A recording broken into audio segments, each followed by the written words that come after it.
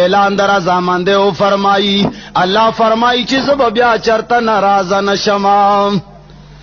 بیا با اللہ اعلانو کی چیز ما دغو خلق لا اعلانو کی چی سبا د جمعے ورز وقفہ دا او دی جمعے پا ورز باندے گورا تاسو ټول میدانی مزید تراغون شئی د قیامت پا ورز گورا جنت کے با موسم سنگئی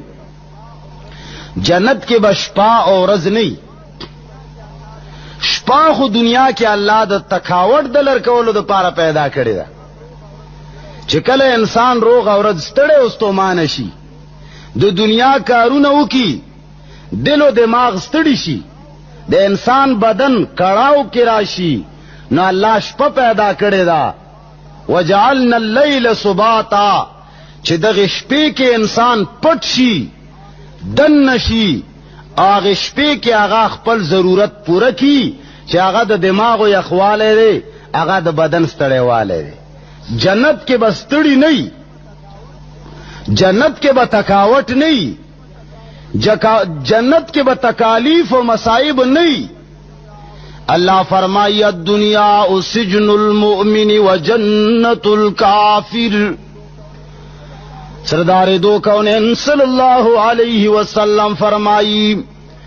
الدنیا سجن المومن و جنت الکافر یہ دنیا مومنوں کے لیے جہنم ہے قید خانہ ہے اور مومنین کے لیے قید خانہ ہے اور کفار کے لیے جنت ہے دا دنیا سردار دو کونین صلی اللہ علیہ وسلم فرمائی چې دا دنیا د مومنانو د پاره یو جیل دی جیل په دې دنیا کې د مومن سړي د پاره خوشحالي نشتا د دنیا کې مسلمان سړي د پاره عيش او عشرت نشتا دا رب العالمین د مسلمان د پاره یو قید خانه جوړه کړې ده او د کافر انسان د پاره دا جنت ته د عيش او د عشرت زیره ولی الله فرمایي ما دا دنیا نیمګړې پیدا کړې ده د دې زندگی نیمګړې ده رب العالمین فرمایي وخت مقرر کړی دی هغه وخت براشي انسان تا نه بساوزي ستا هغه نږدې ګرانه ښځه او ستا بیبي او ستا بچي ستا مور او پلار ستا ملګري رشتہ دار ستا شاګردان او مقتدیان ستا ټول نیکوکاره دوستان او محبوبان چې تا نه تاوېدل را تاوېدل الله فرمایي چې سا به درنه واخلم د خپل کور والو بتان دومره عظیم نفرت پیدا شي چې بیا به وایي چې ګوره شپه پې تېره نشي چې زر زر خپلو خاورو ته ورسوي الله فرمایي چې د دې زندگی هم ګوره نیمګړې ده د دې عیش هم نیمګړې ده او د دې خوشحالي هم نیمګړې ده د دې مزې هم نیمګړې دي الله فرمایي هغه دنیا بیا الله فرمایي ما د جنتیانو د پاره یو داسې ځای جوړ کړی دی چې نه به تکلیف وي او نه به تکاوت وي او نه به غم وي او نه به مصائب وي او نه به مشکلات وي عيش او عشرت وي نو په جنت کې به شپه نه ورځ وي ورځ کې به ګورې د لمر رڼا نه وي اسنه چې دا وایي چې لمر به لګي دا خو به ډېره زیاته ګرمي نه الله جل جلاله به داسې بندوبست کړی چې په ټول میدان محشر باندې او په دې ټولو جنتونو په فضا باندې چې یو جنت د دې و اسمانونو د اوسمکو نه لوی دی الله به په ټولو جنتونو باندې د عرش رڼا راولي عرش طرف نه به داسې نوراني رڼاګانې راځي لکه د سهار ټایم رڼا چې لمر لا راختلی نی په دې ملک باندې رڼا خوره شي هر طرف نه ښایسته هواګانې چلیږي نارمل موسمی په جنت کې به نارمل موسمی نه به یخنی نه به ګرمي نه به د لمر رڼا په چا باندې لګي د عرش رڼا به په دې ټوله فضا کې معطره لګي خو بیا به د جمعې ورځ پکې څنګه وي ځکه چې کله ورځې او شپې نه نو بیا به د جمعې ورځ څنګه وي هغه به الله پاک په دې تناسب د وخت سره لکه څنګه چې د دې حساب ولګئ چې کوم ورځ د جمعې راځي هغه حساب سره به یو ټایم مقرر شوی چې دا د جمعې د ورځې والا وخت دی هغه له ورځ د جمعې نون کې خودلی شي اعلان به وشي چې تمام جنتیان رب العالمین اعلان فرمائے لے چے تمام جنتیان دی جنت تاو د جنتونو نبار شي ټول دی میدان مزید تراشی. میدان مزید ته بسنګزي هوایی سوارلې وي، د ډیزلو یا د پټرولو ضرورت بني، د ډرایورو د سټیرینګ ضرورت بني، د ګیرو د بریک ضرورت بني، هوایی سوارلې وي. هر جنتی به خپل هوایی سوارلې باندې سوري زړی چې سوي د زړه په د مزاج پروخ سره باغا روخ کوي، کم طرف ته چې د تلل غواړي حق طرف ته روانيږي. میدان مزید ته روان دي ټول سوارلې به د میدان مزید طرف ته خود به خود رواني. اے جبرائیل مالا داغی حالات بیان کا. جبرائیل علیہ الصلوۃ والسلام فرمایا یا رسول اللہ دا میدانی مزید کی بد رب العالمین کرسے پمینس کے پراتئی دا اللہ کرسے دمر لویا دا. قرآن کریم فرمائی وسع کرسیہ السماوات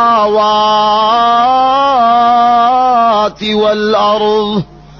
وسع کرسیہ السماوات والارض. اللہ فرمائی زما کرسی دمر د شان والا دمر لوی کرسی دا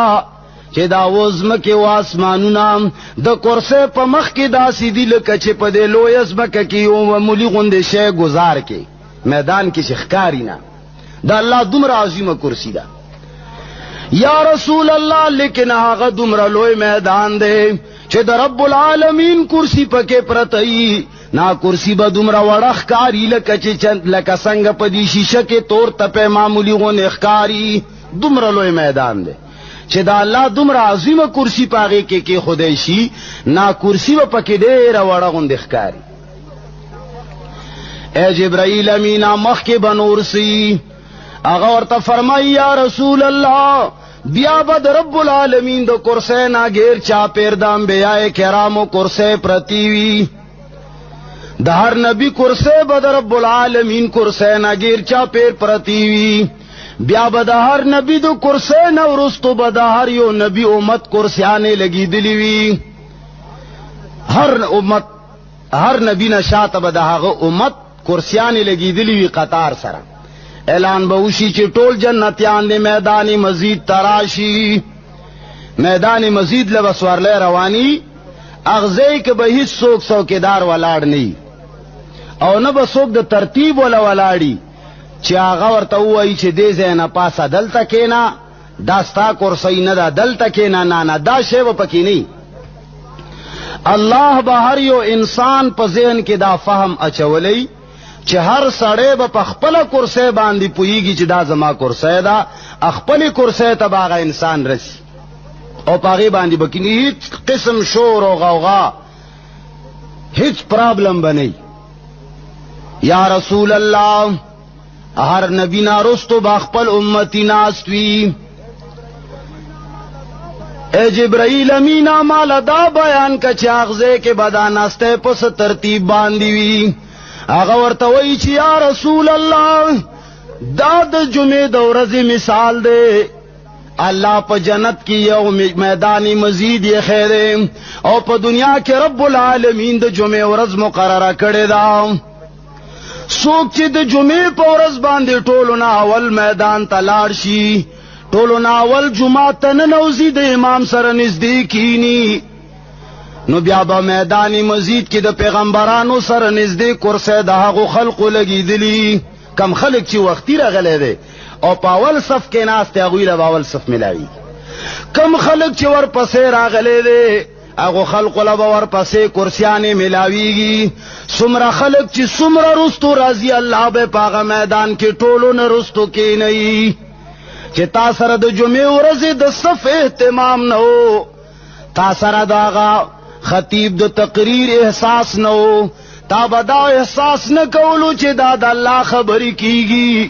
ابتدا کی بقیمتی خبر مانا تیری شی. تا سر پا دنیا کی دا دیو یوم المزید اس احساس نو، اللہ جل جلالہ با میدانی مزید کے تینا دا نعمت واخلی رستو بے کی نئی. ہر نبی پسے با امت ناستی بیا بسئی رسول اللہ صلی اللہ علیہ وسلم تا جبرائیل امین فرمائی یا رسول اللہ بیا برب العالمین دراتلو پروگرام شی کما یلیق بشانی ہر یو انسان بدا محسوس کی چی رب العالمین وز د خپل کرسے باندے تجلے کولو والا دے اگے کرسے باندے با اللہ خپلو انواراتو اظہارو کی کلچ دا انواراتو اظہارو کی اگے کرسے باندے بدا سے بوجھ راشی دا دا بدن بوجھ نہیں زکا چی اللہ دا بدن نا پاک دے اللہ دا جسم نا پاک دے جسمانی قوت بنی دا با دا حق دا عظمت یو بوجھ وی باقو کرسے باندے چی کلا دا حق دا عظمت بوجھ راشی ا کرسے دمر عظیم شان باوجود دمر لویوالی او دا عظمت باوجود با کرسے کی چرچراہٹ آوازو خیجی لکا چی ماتی گی اٹول جنتیانو لبدا پتہ لگی چی رب العالمین اخپل انوارات پا کرسے باندے فرمائی لی بیا با جنتیانو تمو اللہ جل جلالہ اعلانو کی اے جنتیانو غاڑے سلو ما شئتم سلو ما شئتم سلو غاڑے مانا غاڑے چس غاڑے ما شئتم جو کچھ چاہو مجھ سے مانگو یہ مانگنے کا وقت ہے یہ دینے کا وقت ہے جو کچھ بھی مانگنا ہے مجھ سے مانگ لو اے د جنت والا تاسو ډیر تکلیفونه او چت کړی دي تاسو ډیر خوارای کړی دي تاسو ډیر عاجزیان او تکالیف مصائب او چت کړی اے د تمام جنتونو وسدلو والاو ما تاسو را وعده کړی دا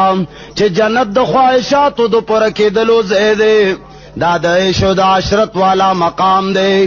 اے جنتیانو غرض دا د چې سغواړې مان او غواړې دا مقدم جنتیان با ټول با یک زبان ہو کر اعلانو کی چی یا الہ العالمین جنت د خواہشاتو دو پرکی دلو زیدے یا اللہ دا سے نعمت خو منگ نوینو چی منگ تا ملاو ندے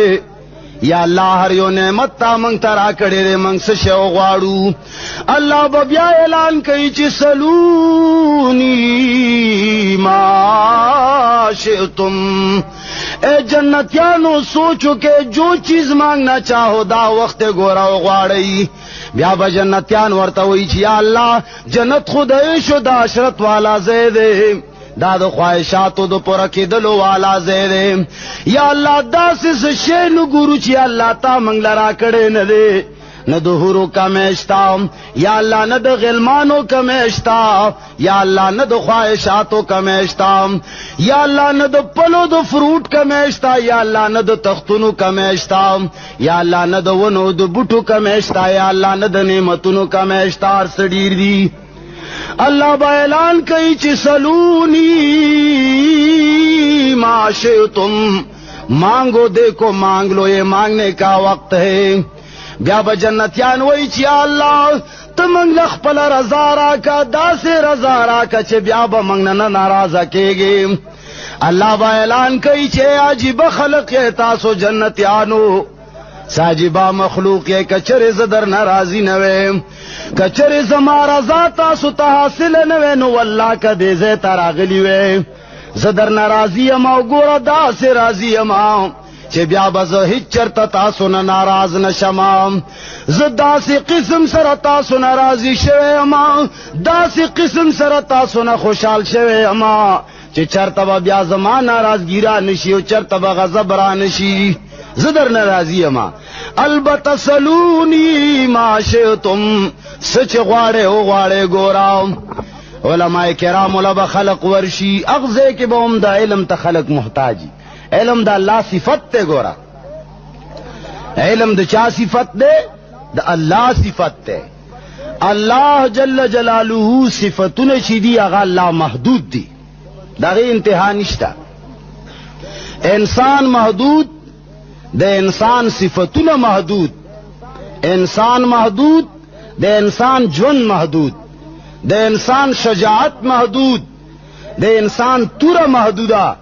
دا انسان خبر محدودی دا انسان علم محدود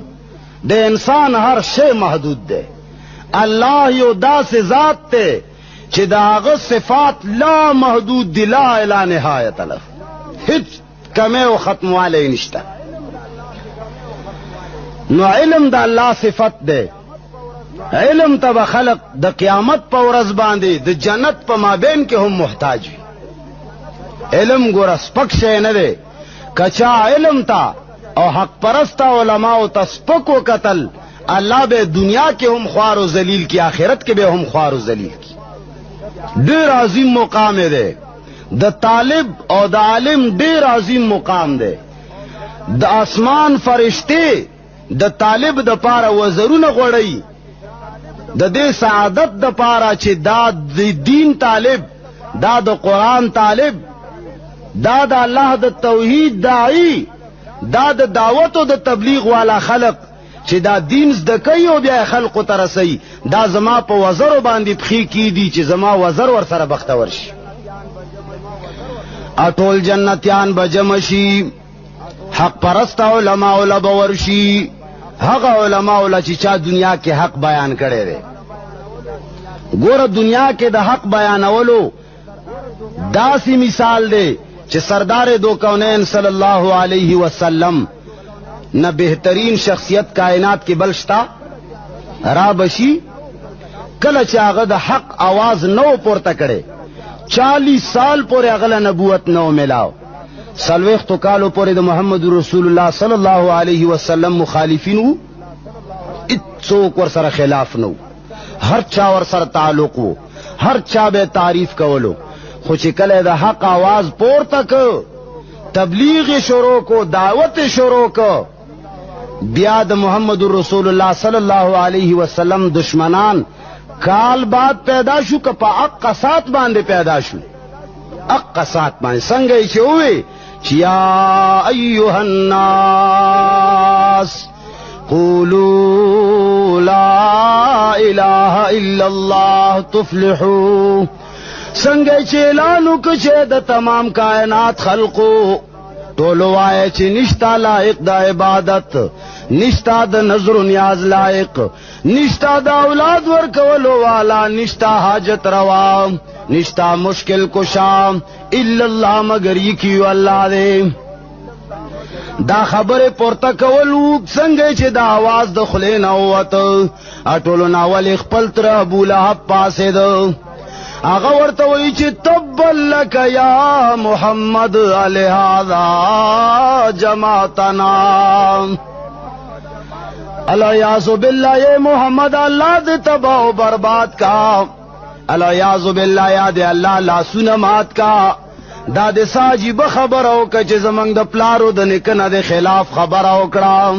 دا څنګه وای چې حاجت روا مشکل کشای کیو الله دے، ولی غین علاوه د نور ندی. هغه خلق بخپل بوتان حاجت روا او مشکل کشا غنل. هغه اولیاء کرام چې کم تیر شي او نیک نیک خلق، هغوی نه به توقعات داسې ساتل چې دا خلق الاولادونه ور کوي. دوی سره علم غیب شتا، دوی سره پاور شتا، دوی سره اختیارات شتا. ټولو ناول خلقو خلاف شروع کړو. نه حق پرست علما هغوی چې هغوی سره په علاقه کې همیشه د عوامو مخالفتی. څوک ته خوشحال نه، چاله به ویلی چې ګوره واده کې ډمان مګډوام، چاله به ویلی چې ګوره په کور کې ټي وي او ډش سیار مگر زوام، چاله به ویلی چې ګوره د خپل اولاد ته گمراهی مخیام، چاله به ویلی چې ګیره مخریا ګوره لوی ګناه ده، چاته به ویلی شراب مسکا ډېر لوی ګناه ده، چاته به ویلی سیګریټ مسکا ګوره دا حرام دي، چاته به ویلی چې ګوره دا فلانه کار د شریعت مطابق کوا دا ګناه ده او دا ثواب ده. نو کله چې امر بالمعروف کوي او نهی عن المنکر کوي، خلق خو ترا غواړي او بدونه من کوي، نو بیا خامخا د خلق ور سره کلی چیز راشي. لیکن داغه میدان جنت کې به دا ټول خلق حق پرست علماء له محتاجي اټول باور شي. ورته وای بچې مولانا صاحبہ، اے د الله د دین پتنګانو عالمانو، منگ پا دنیا کے در سره نہ لگے دا او ٹک دے تعلق مو در سره کٹو، بلکہ جہنم کے بابا سے خلق دا سے گرد گرد گوری. چار چپیر بګوري دا بګوري چې فلانه سړی خو ډېر زیات شر پسند او دا ټول علاقې خلک په فساد باندې اړولیو کله به یو سره جګړه وا او کله به بل ته دروازې ته ولاړو چاله به وی چې تا دا کار غلط کړی دی چاله به وی چې تا دا غلط کړی دی یاره ګورو چې جهنم کې شته او که نشته لوی شر پسند او بیا چې غیر چاپیر جهنم کې سترګې وغړی چې هغه سړی ورته نظر کې رانشي بیا بچغه وکي اعلان به وکي الہ العالمین ما لنا لا نرى رجالا كنا نعدهم من الاشرار یا الله ما لنا سشوی دی په منګه باندې لا نرى رجالا منګه خو هغه سړی نو وینو نعدهم من الاشرار منګ به د شر پسند خلکو نه ګڼل منګ به دا وی چې دا ډېر لوی شر پسند خلک دی هغه جهنم کې ولې نه ښکاري هغه ولې نن په جهنم کې لیدی نشي معلومیږي چې جهنم ته نه دی راغلی جنت لتلی دی نو بیا به جنت کې هغه ټول خلق ورغونډ شي علماء کرامو ته ورته وایي به چې الله بار بار اعلان کوي چې مانه وغواړئ چې څه مو خوښوي منګه خو بار بار غور کوي اے علماء کرامو یو شی داسې نشته چې منګ ته ملاو شوی نی هر څه ملاو دي علما به ورته وایي چې خبردار داسې مه وایئ چې منګ له هر یو شی ملاو شوی دی الله په قرآن کریم کې یوه ډېره لویه عظیمه وعده فرمایلې وه دا یې فرمایلي وو چې وجوه یومئذ ناظرة الى ربها ناظرة وجوه یومئذ ناظرة ډېر مخونه به په هغه ورځ باندې تک سپینو روښانه وي داسې پړقا به کوي الى ربها ناظرة خپل پروردگار عالم ته به ګوري د پروردگار عالم دیدار به کوي د الله دیدار مرتبه مرتبه سره انسان الله کوي دنیا کې الله ورته ځان ښیي دنیا کې هم الله انسان له دیدار کوي لیکن د عقیدې په نظر دنیا کې الله ښکاري څنګه ښکاري د عقیدې په سترګه ښکاري په دې سترګو نه ښکاري د عقیدې په سترګه ښکاري محمد رسول الله نه تپوس کیږي ورته وایي چې یا رسول الله مل احسان احسان څه شی دی رسول الله صلی الله علیه وسلم ورته فرمایي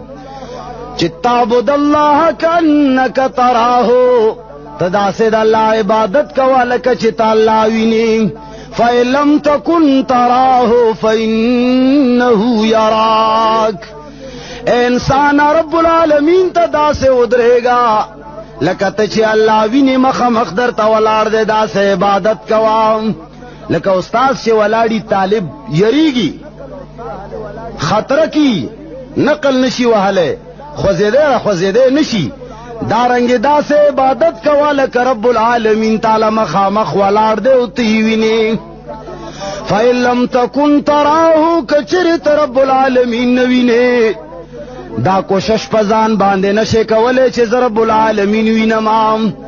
فإنه یراک بیا داسې عبادت کوه خپل ذهن او سوچ داسې برابر کا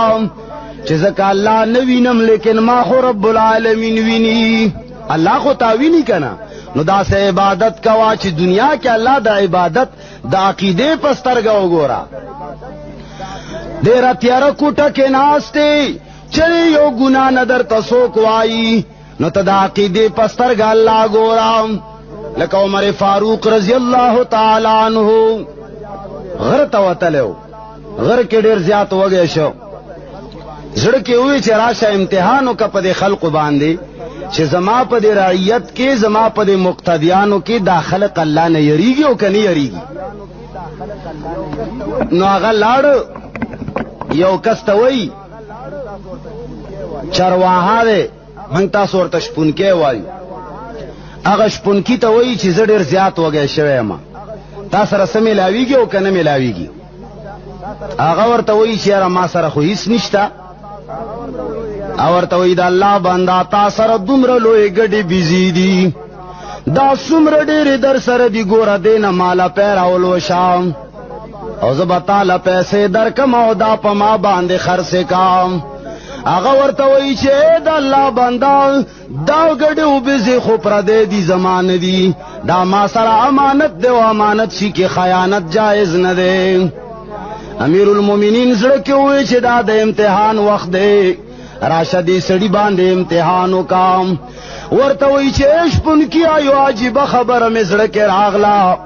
یو عجیبه غونې فایده مې زړه کې راغله طالبهم فایده مالهم وی ووایا وی د الله بندا د یوه بیزه په ما باندې قیمتن خرڅه کا زه به تاله قیمت ادا کما هغه بیزه به زما شي پی به ترې نه ولوشو زه به هم وسکم او ته به هم وسکې بیا به زه ځان سره یوسم لار کې به پی ترې نسکم چې کوم ځای کې مې خوښه شي ځان له به حلاله کما ځان له به حلاله کم تاله به دا فایده وشي چې جب له به پیسې واچوي ماله به دا فایده وشي چې خېټه مې وږې زه به خېټه مړه کما وی نو زه به مالک ته څه وایم وی مالک ته به ووایي چې لیوه راغلی و بیزو باندې حمله وکړه او د قدرت شانو ستا والا بیزه یې ماته کړه او دا د درو خبره نه ده بارها داسې کېږي لیوان راشي بیزه ماتی کی نو ستا بیزه یې مو خوړه څه شو وی ښه وی په دې باندې به زما مالک غلط شي او ورته شا هغه ورته چغه کوي هغه شپونکی ورته وایي چې فاین الله و د الله بنده زه خو به مالک غلط کما غله زه دوکه ورکما نو فاین الله الله به چېرته وي الله به څنګه دوکه کوما ولې الله خو ما ویني چې دا ماله امانت را کړی دی څوک چې امانت کې خیانت کوي ډېره لویه ګناه ده زه خو به دی غلط کم لیکن رب العالمین مې چې په سر باندې ولاړ دی سبا کوما بیا ورته امیر المؤمنین حضرت عمر فاروق رضی الله تعالی عنہ شاباشی ورکئی ورته وی چې بچیا شاباش چې ستا په شان خلق زما رعایت کې موجود دي ان شاء الله بیا به پزمکه باندې فساد ناراضي نو الله دا عقیده پسترګو باندې وینا کچره د کور تیارې کوټه کې ناشته بیا الله نه ويریږي الله دی ویني کتا ټي وي او د شو وسار لګولې هیڅ چا پته نشتا دی هیڅ چا در باندې قدرت نشتا لیکن دا عقیده په نظر الله وګوره چې الله ما ویني مان به تپوس کوي زه یو تور تم تیارې کوټه ته روان یم هغه له قبر ویل کیږي سردار دو کونین صلی الله علیه وسلم اعلان کوي چې دا قبر یو داسې ځای دی چې دا په ورځ کې یو څو ځله आवाज کوي اعلان کوي انا بیت الوحده خبردار مې زډیر د आवाज والی زما زډیر د आवाज والی زما ما سره هیڅوک ملګری نشتا ګور ځان سره ملګری راولا انا بیت الظلم زډیر د تیارو والا زما ځان سره رڼا راولا زډیر بیلته لزما انسان ملګری ځان سره ګور عمل راولا زډیر د تیارو والا زما عمل والا دیو ځان سره راولا زه د سوالونو د جوابونو والا کور یم کچره دی په دنیا کې دین باندې عمل نه دی کړی کچره تا خپل وزقت د شریعت مطابق نه دا جوړه کړي کچره تا د الله د کور خیال ساتل نه دی کچره تا د الله د کتاب خیال ساتل نه دی کچره تا بچل د الله قران خودل نه دی ستا بچے لوی شي میټرک ایف اے بی اے میں تعلیم یہ کړی لیکن د الله قران نه خبرې ترجمه نه خبرې د الله کتاب نه خبرې هغه دا داسود مانزو د رجو د فرایض او واجبات او محرمات نه خبر نه هغه د مور پلار سره د احسان کولو طریقو نه خبردار نه هغه د خپل استاد رحم او هغه سره د احسان طریقې معلوم نه وي هغه سره د خپل مشر او د قشر عزت معلوم نه نو بیا الله فرمایي چې ګوره دا قبر د تپوسونو والا زیره ګوره تا نه به تپوس کیږي ځان مکمل راولا دې ځکه به ته کوالیفایډ وې اسې نشي چلے دی ګوره نو حضرت عمر فاروق رضی اللہ تعالی عنہ فرمائی چستا غند خلق کلا زما پر رعیت کے موجود دینو دا خلق باندې و فساد ناراضی نو خبره میں دا کولا چې میدانی مزید اللہ فرمائی چې بیا با هغه خلق با ټول اللہ تبیت زبان ہو کر دا چغه اعلان بو کی چې اللہ تا منگ سر وعدہ فرمائے وام تا منگ تداویلی اوچی زبد قیامت پورس باندے جنت کی تاسو لخپل دیدار کوما یا اللہ ډېر انعامات تے منگ لرا کړی دی یا اللہ عظیم نعمت پاتے دے منگ لخپل دیدار و خایا بیا با اللہ جل جلالہ پردے پلر کولو کی ټوله پردے به یو پرده بلری کی بیا ببلا پرده لری کی بیا ببلا پرده لری کی اول به داؤد علیہ الصلوۃ والسلام تعالی حکم فرمائی چې داؤد تعالی الله داسې یو आवाज در کړو د داؤد علیہ السلام داسې आवाज کله چې دنیا کې باغ مناجات کول الله سره به سرگوشی کولا کله به تلاوت کول الله ته به دعاګانې غوښته انسانان خلا پرې دا چرندو پرند بټول به ہوش پراتو داسې مسخر आवाज الله ولا ور کړو بیا به الله ورته حکم کی چې داوود ګورا زما دې بندگانو ته دې جنتیانو ته داسې مناجات وایا چې دوی ټولو باندې یو قسم تابع وشي راشي اب مناجات شروع کی هغه مناجات د الله توحید او ثنا صفت بد رب العالمین شروع کی خلق باندې بداسي عجیبه کیفیت راشي لکه د تصوف علماء کرام چې کله د الله په وحدانیت کې ډوب شي ظاهرا خو به ہوش غو نخکاری لیکن دا غوی بصیرت زیات تیش د الله وحدانیت کې دا غوی بصیرت تیش نو دا سه بټول جنتیانو باندې یو کیفیت راشي او بصیرت به الله تیز کی بیا به فرشتو ته الله اعلانو کی ورتوی بش ما قرآن کریم کے اعلان کرے ہو وسقاہم ربهم شرابا طہورا بیا با اللہ فرمائی چھے فرشتو آغا جنت والا شراب چاچے دنیا کے دا شراب و نزان ساتلے دے چاچے دنیا کے دا عیش و دا عشرت نزان بچ کرے دے چاچے دنیا کے آغا ترخ شراب ندیس کے لیے اوسا خواگ شراب والا ورکا فرشتے به د شرابو ګلاسونه چاله ورکی خلق به مخمور شي د الله په مینه کې به مست شي خواږه شراب وای عقل کې به فطور نه راولي عقل به تیزیږي ور سره فراست د مؤمن به ور سره تیز بیا به الله تمام پردے اوچتی کی 21 د کبریای پرده و پاتش او هغه د کبریای پرده و په الله باندې پراتای بیا به الله جل جلاله کما یلیق بشانه اخپل دیدار د دنیا خلق لور کی او خلق چې د الله دیدار کلو کی نو داسې به مست شي داسې به مخمور شي چې هر یو انسان به یا الله اصلی نعمت خدا دے دا نور نعمتونه مو پکار ندی یا الله دا نعمت وے ہمیشہ وے یا الله نہ خوراکونه وے نہ حوری وے نہ الغلمان وے یا الله چې تستا چہرے مبارک تمولے دے یا اللہ دا بیا کلی بیا با اعلان وشي د رب العالمین د طرفنا چې جنتیانو هر جمعه پورز باندې بدا دیدار کیږي هر جمعه پورز باندې جمعه ورځ دومره بختور ورځ ده الله دې کې ګوره جیم میم عین درې ټکی دي د په ماده کې جمع کېدل نو وتلې ده د جهالت په زمانہ کې د ورځ ته یوم عروبه ویل کېده د پیغمبر علیہ الصلوۃ والسلام پیدائش نه وړاندې 560 سال مخکې 560 سال مخکې د دې ورځې نوم و یوم عروبه بیا کعب ابن لوی دا د محمد رسول الله صلی الله علیه وسلم په لری پښتونو کې یو نیکه ده هغه ته الله په هغه زمانہ کې توحید نصیب کړو دا الله یواله ورته الله نصیب کړو اټولو نه اول د جمعې ټکه هغه وضع کړی دی د جمعې نوم کعب ابن لوی د پیغمبر علیہ الصلوۃ والسلام پیدائش نه 560 سال مخکې خیره او دا د امتحان ورځ ده هغه څنګه اللہ جل جلالہ یہود پیدا کړل. بے ورته وی چې یهودو زما په ذهن کې نسوارا پیدا شول. الله امتحان ور باندې وکړو چې نسواراو تاسو د ځان د پاره یو ورځ منتخبه کې ما په علم کې هم یو ورځ شتا.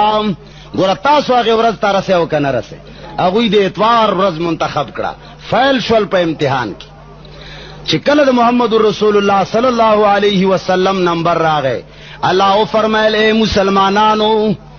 تاسو ځان د پاره د عبادت یو ورځ مقرره کړئ زما په علم کې هم یو ورځ شتا. مسلمانانو محمد رسول الله صلی الله علیه وسلم د جمعې ورځ منتخب کړه. الله فرمایل چې دغه ورځ زما په علم کې هم وا او دا د جمع کېدلو والا ورځ ده د حضرت آدم علیہ الصلوۃ والسلام منتشر خاوره چې ټوله دنیا کې پراته و. الله جل جلاله فرشتو ته اعلان وکړ چې د آدم علیہ السلام خاوره را جمع کړي چې د آدم علیہ الصلوۃ والسلام جسو بدن ته نه جوړ کو. هغه ټول کائنات چې رب العالمین د اتوار د ورځې نه شروع پکړې و د جمعې په ورځ باندې تمام اسمانونه او ځمکې جوړ شول. ځمکې اسمانونه کمې ورځې باندې جوړ شو؟ جمعې ورځ باندې اختتام ته ورسېدل. د جمعې په ورځ باندې اسمان او ځمکې شپږ ورځو کې جوړ دي کنه. اگر چې یوه ورځ د الله په نسبت باندې زر کاله ده 6000 سال کې جوړ شوي. هغه د جمعې په ورځ ټول انتها ته ورسېدل. بنگلې تیارې شوې خو مهمان پاتې د آدم علیہ السلام. نو الله پاک فرشتو ته اعلان وکړ د تمام ځمکې نه د آدم علیہ السلام هغه بکره هو منتشره ماده د خاورو چې پراته و غیره جمع کړه. آدم علیہ السلام ته جوړ کړ جمع شوه. د جمعې په ورځ د آدم علیہ الصلوۃ والسلام خاوره را جمع شوه. بیا چې کله آدم علیہ السلام جوړ شو هم د جمعې ورځ و. بیا چې کله آدم علیہ الصلوۃ والسلام جنت ته ننوتلو نو هم د جمعې ورځ و. بیا چې جنتونو نه دنیا ته راتله دا ګوره د کمالاتو د ظهور ورځ و. بیا هم د جمعې ورځ و. بیا چې قیامت قائمیږي بیا به هم د جمعې ورځ دومره د کمالاتو والا ورځ ده. جبرائیل امین فرمایي چې یا رسول الله دا میدانی مسجد پدې کې به ټول جنتیان د رب العالمین دیدار کوي. لیکن هغه خلق به داسې انداز باندې کینی چې کم خلق د جمعې په ورځ باندې جمعه تاول نمبر راغلی دی نو داغه میدانی مسجد کې به محمد رسول الله صلی الله علیه وسلم پس نږدې کرسي کې باغ سړی کینی. بل چې کم دویم نمبر راغلی دی هغه به دویم نمبر ناستی. چې څومره ورستو کس راغلی دی هغه به ورستو راځي. چې څوک آخري راغلی دی د جمعې په ورځ باندې بیان په ختمېدو د آخري خطبې ته ځان راورسولو نو جبرائیل امین فرمایي چې هغه خلقو له بټولو نه رستو ځای ملاویږي. بهترین ځای کې بني هغه خلق. ولی دنیا کې هغوی د جمعې ورځې خیال نه دی ساتلی. د جمعې ورځ ډېر لوی فضیلتونه لري. د جمعې ورځې تقریر او خطبه د نورو تقاریر او د خطبو نه جدا حیثیت لري. هغه څنګه ګوره نورو ورځو کچری تقریر کیږي نو پوزي سره لوبې کول یا کانو سره لوبې کول دا منع نه دي. لیکن د جمعې ورځې چې کله تقریر کیږي خطبه ویلې کیږي نو حدیث شریف کې راځي چې کم خلق کپڑے سره لیبی کوي یا کانو سره لیبی کوي یا ګوتې داسې داسې کوي نو دا لغو حرکت کوي او دومره سخت ممانعات ته اذا خرج الامامو فلا صلاة ولا کلام. نه نوافل جایز دي او نه خبرو کول جایز دي. نور خلا پرېده چې د خطبه اذان کیږي اذان به تاسو ته پته ای چې اذان کې هر ټکی ته جواب ورکول سنت دي کنه. دا خو درته پته ده کنه. ګوره د خطبه په اذان کې به جواب نه ورکای. خطبه اذان کې به خاموش کینی کسړه کې دی جواب ورکول فبها زبان سره به جواب د اذان نه ورکای ځکه چې امام وتلې دی. وخت د خطبه د جمعې دی په دې وخت کې د پیغمبر علیه الصلاۃ والسلام حکم دی چې څوک به هیڅ قسم ته عبادت نه کوي. ان الله وملائکته چې کله ویلې شي بعض شیخانو ته تاسو خیال کړی هغه پکې اللهم صلی وي دا ویلم جایز نه دي. د خطبه په ټیم کې به من کل الوجوه خاموش کینی هر قسم عبادت په دې ټیم کې موقوف. دا د خطبه د جمعې آداب دي. الله دومره مقام ورکړی دی د جمعې ورځې له.